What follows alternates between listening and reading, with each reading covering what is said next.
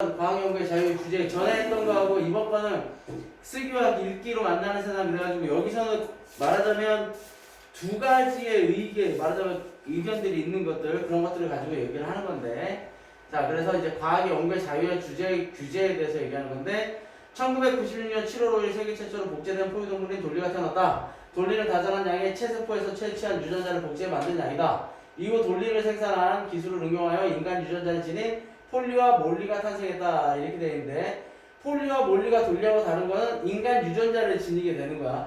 돌리는 다 자란 양의 체세포에서 복제를 해갖고 말하자면 새로운 양을 만들어낸 거라면 몰리와 그 다음에 폴리 같은 경우에는 인간 유전자를 돌리 생산한 기술을 해서 인간 유전자를 지니게끔 하는 거야.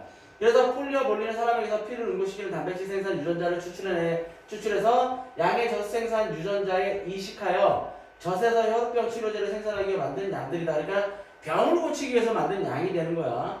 그래서 유전자 복제 기술 만든 이들 양은 동물 복제를 이용해 인간의 질병을 치료할 수 있는 가능성을 열었다는 의의가 있는데 그래서 자 여기는 별표 쳐놓고 자 폴리와 몰리의 의의는 뭐냐면 바로 이 동물 복제를 이용해서 인간의 질병을 치료할 수 있는 가능성을 열었다라는 거야. 알겠지? 밑줄 쳐놓고 별표 쳐놔라. 연구의 의의가 있는 거야. 그러나 이후 동물 복제에 관한 실험과 시도들이 걷잡을 수 없이 퍼져 인간 복제 실험에 관한 논쟁으로까지 치닫게 되었고 이러한 논쟁은 오랫동안 지속되고 있다. 그러니까 복제가 사회에 미친 영향 이런 복제가 사회에 미친 영향은 이런 것들에 대한 논란이 많이 생기게 된다는 거야. 그러면서 이 논쟁의 이면에는 그러니까 겉으로 나타나는 것과 다른 속에는 중요한 문제가 자리 잡고 있는데 그것은 과학자 연구의 자유를 어디까지 허용해야 하느냐. 그러면 쉽게 얘기하면 논쟁의 이면에 자리하고 있는 쟁점이 이건데 어디까지 허용을 할 거냐라는 얘기야. 그래서 과연 만약에 인간에게 이론점을 한다 그래서 그럼 모든 것들 다 허용을 해줘야 되느냐, 인간 윤리에서 벗어나는 부분들까지 허용을 해줘야 되느냐, 그 다음에 주제에 맞게끔 허용을 해줘야 되느냐, 뭐 다양한 문제들이 존재하게 된다는 얘기야. 그러면서 생명과학이나 생명공학 연구활동에 종사하는 대부분의 과학자들은 인간 배아 복제를 포함한 배아 연구를 정부가 규제하는 것은 과학자들의 연구 자유를 침해하는 행위라고 주장을 한다. 이렇게 얘기를 하는 거야. 그래서 이 부분을 통해서 얘기하고자 하는 게 뭐냐면 과학자 연구 자유를 보장해야 된다 이거야. 과학자 연구 자유를. 이 사람들은 과학자들의 입장에서는 무슨 얘기인지 알겠죠? 왜냐면 정부가 규제하게 되면 자유를 규제하게 되는 거니까 그러니까 자유 연구를 보장해야 된다. 그런데 과학의 발전을 인위적으로 그러면서 과학계의 발전을 인위적으로 막아서는 안 돼요. 과학자의 자유로운 연구를 보장해야 한다는 논리다. 근데 이와 같은 입장에서는 인간 배아 복제를 지속적으로 연구해 그 기술을 발전시키고 응용하면 암과 같은 난치병, 그러니까 고치기 어려운 힘든 병들을 치료할 수 있으면 우리나라의 과학기술 경쟁력을 높일 수 있다고 주장을 한다. 그런데 이러한 주장을 비판하는 자 그러니까 무슨 얘기냐? 네가 얘기했던 그런 알러지 같은 것들도 치료할 수 있는 것들을 이런 복제 연구를 통해서 고칠 수 있는 방법들을 연구를 해야 되지 않겠냐.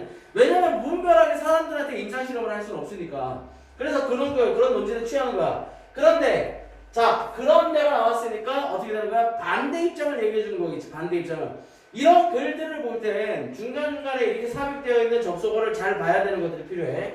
이러한 주장을 비판하는 입장에서는 인간 복제를 배아 복제를 초래할 수 있는 연구에 엄격한 사회적 규제를 가해야 한다고 주장한다. 즉 인간 배아 복제를 포함한 배아 연구를 규제해야 된다. 쉽게 얘기하면 인간 배아 복제를 하는 것들은 반대야.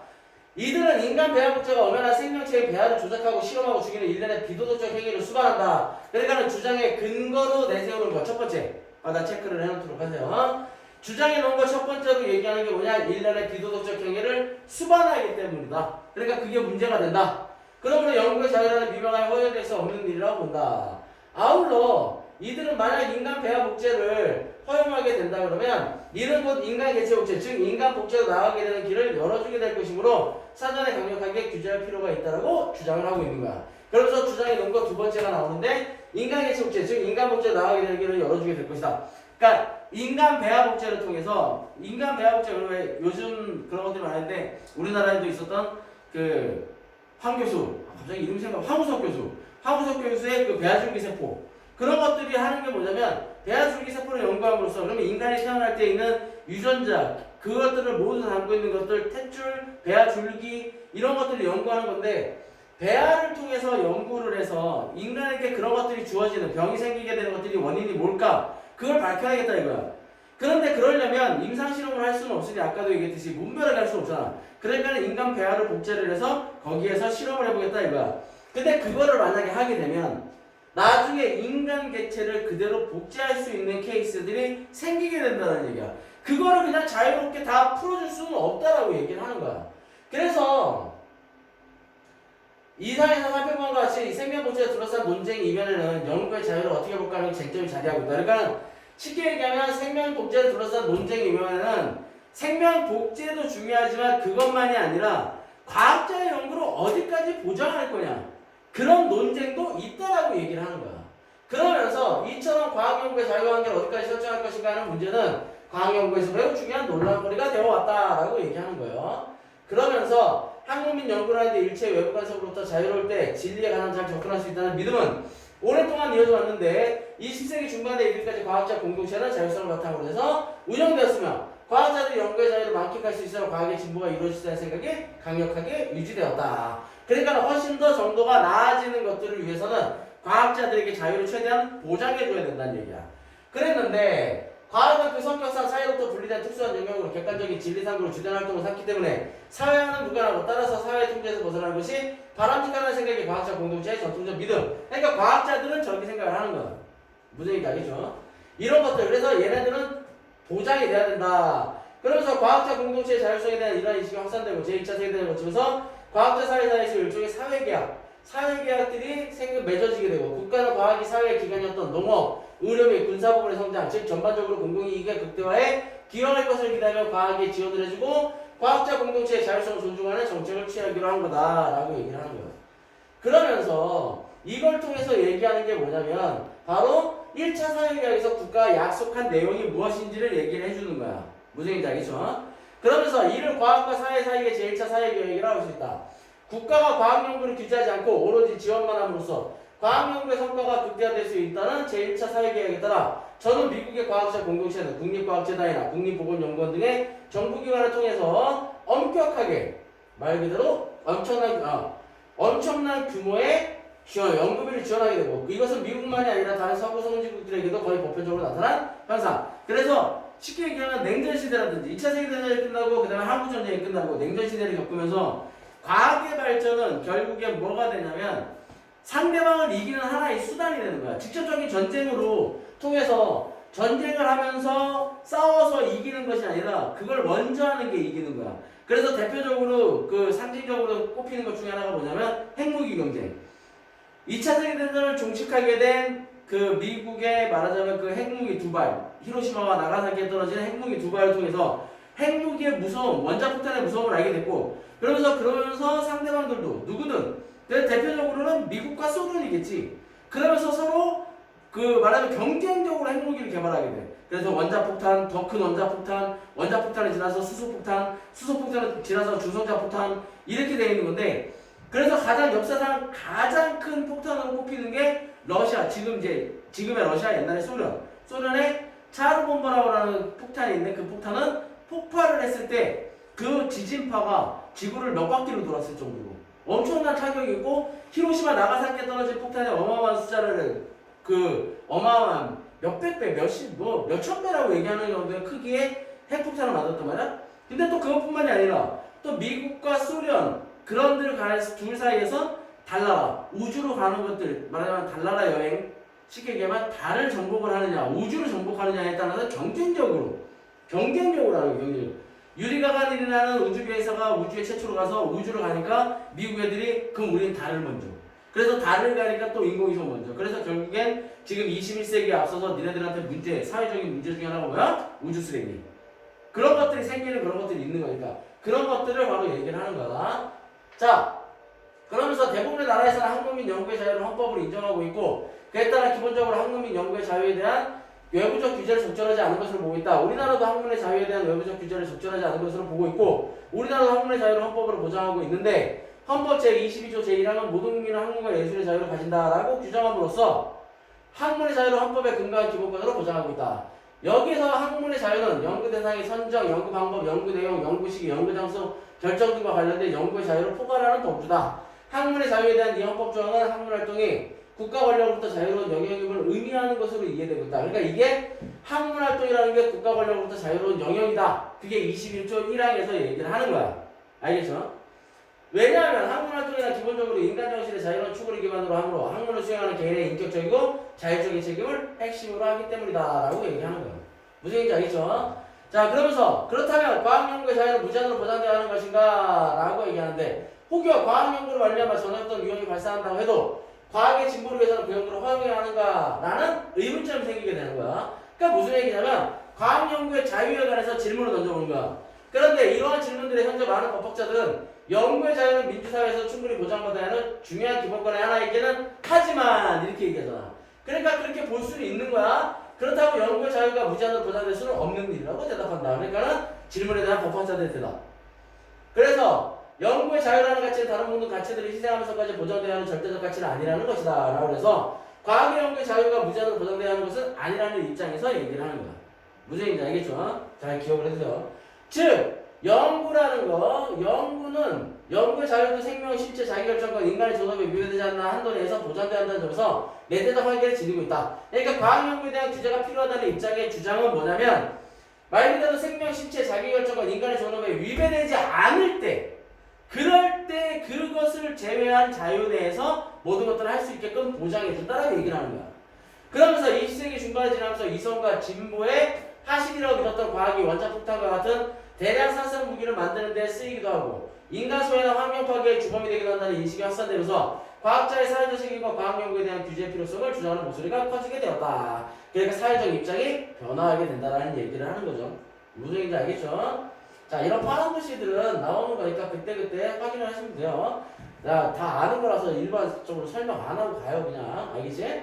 자, 그러면서 과학과 사회 사이에 2차 사회계약이 새롭게 맺어지면서 더 커지게 되는데 뭐가?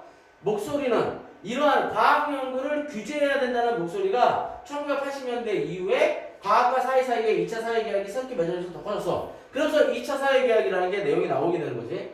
2차 사회계약이란 바로 산학혁동이라고 하는 과학의 산업화와 상품화가 가속화되는 경향을 의미하는데 이 새로운 사회계약 하에서 대부분의 과학연구활동은 산업적 이윤증대와 국가의 경제적 경쟁력 제고에 기여하는 한에서 지원을 받게 된다 라고 얘기하는 거야. 그러니까 국가의 것을 얼마나 국가의 경쟁력을 얼마나 올릴 수 있느냐. 그러니까 삼성 같은 회사들 같은 경우에 뭐 쉽게 얘기하면 조금 안 좋은 일이 있어도 보장을 받을 수 있는 이유 중에 하나가 그겠지. 삼성이라는 회사가 망하면 우리나라는 아마 큰 영향력을 끼치게 될 거야. 나라가 망하지는 않더라도 아마 경제가 큰 타격을 입겠지, 그치? 그런 것들을 얘기하는 거야. 그 결과 한편으로는 연구 비밀주의가 커지는 거예요. 왜냐면 그 사람들이 연구를 어떻게 하느냐에 따라서 국가의 경제적 경쟁력이 커지게 되고 그 다음에 또 상품화라든지 이런 것들이 남들보다 앞서가게 되는 경쟁적인 부분들을 띄우게 되다 보니까 연구 비밀주의가 커지게 되는 거야.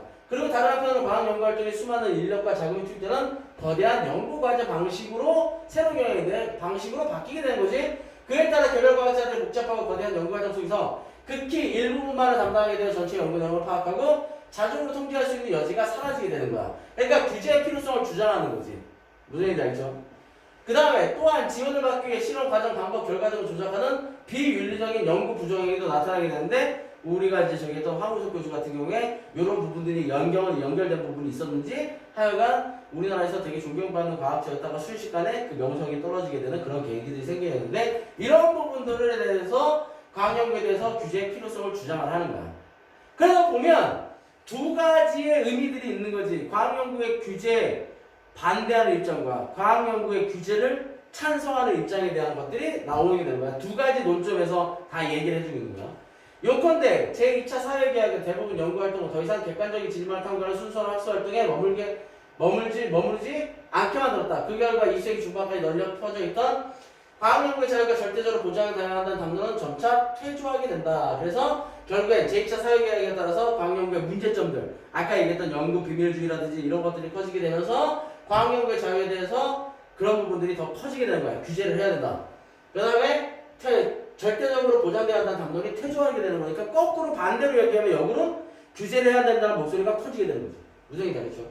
그리고 과학연구의 자유가 중요하기는 하지만 과학연구도 경우에 따라서는 규제되어야 하며 과학자의 윤리의식과 사회적 책임의식이 중요하다는 담론이 사회적으로 널리 받아들여지게 되었다. 그러면서 제2차 사회계약으로 통해서는 국가의 그런 것들 때문에 더 경쟁적으로 할 수 있는, 그러니까 과학자의 규제가 풀렸는데 제2차 사회계약이 맺어지게 되면서 과학자들이 규제를 해야 된다는 그 필요성에 대한 목소리가 커지게 되는 것들을 얘기하는 거야.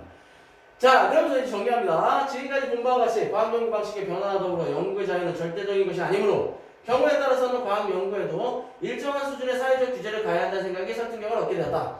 그러나 외부의 부적절한 간섭을 받지 않고 연구를 수행할 자유 역시 매우 중요하게 추구해야 할 기본권이자 가치라는 점도 절대로 간과해서는 안 된다. 따라서 과학연구의 절대적인 자유나 규제 제한을 이분법에서 벗어나 사회적 공동선을 위해 과학연구의 자유와 그에 대한 규제를 어떻게 적절하게 조회시킬 것에 대한지 우리의 지혜를 모아야 한다. 그러면서 그런 노력을 촉구하는 내용이 들어가는 겁니다. 무슨 얘기인지 알겠어요? 그래서 이런 부분들이 나오는 거니까 논쟁의 이면에 차지한 쟁점이 뭐냐? 생명복제. 그러니까 찬성하는 건 생명복제를 허용해야 된다. 강력하게 규제해야 된다. 둘, 찬성과 반대 입장인데 자리한 쟁점은 이것만이 아니라 복제가 중요한 게 아니라 이걸 통해서 과학연구의 자유와 한계를 어디까지로 설정할 거냐, 어디까지 보장해 줄 거냐, 다 해줄 거냐, 일부를 할 거냐, 그런 부분이 쟁점이 된다는 얘기예요. 그래서 1차 사회계약을 통해서 역사적인 배경은 과학공동체의 자율성, 그 다음에 2차 세계대전 이런 것들을 거치게 되면서 국가가 과학연구를 규제하지 않고 오로지 지원만 하게 되면서 성과가 극대화될 수 있었던 효과가 생기는 거예요. 그러면서 규제가 풀리고 과학연구의 그런 보장되었지만 이런 것들, 예술, 그 다음에 이런 헌법에서 나오는 것들, 그런데 과학연구의 규제를 주장하는 입장에서는 연구의 자유라는 가치가 모든 가치를 실행하면서 보장하는 절대적 가치는 아니다. 과학이 절대는 아니야. 그렇기 때문에 절대 그렇게 해서는 안 돼. 그 다음에 연구의 자유는 이런 생명이나 신체, 자기결정과 인간의 존엄에 위배되지 않는 한도 내에서 그렇게 보장이 되어야 되는 거야. 그러니까 무제한으로 보장될 수 없다. 그런데 이 입장이 되면서 2차 사회계약에 등장하는 거, 과학의 대략살상무기, 그 다음 환경파괴, 주범 이런 것들에 대한 부정적인 영향들이 생기게 되고 2차 사회계약이 맺어지면서 결국엔 규제를 주장하는 목소리가 커지게 된다 라고 얘기하는 거야. 그래서 1차와 2차 사회계약의 차이에는 지원 범위와 정도에 대한 차이가 있다는 거 알겠죠? 자, 그래서 주제는 과학연구의 자유에 대한 상반된 입장에 대해서 얘기하는 거예요. 그래서 여기 특징들 나와 있는 것들은 잘 정리를 해보시면 됩니다. 알겠죠? 자, 요거 잘 정리하면서 보도록 하시면 될 거야. 거기 뒤에 나와 있는 정리 다시 한번 또 읽어보도록 하세요.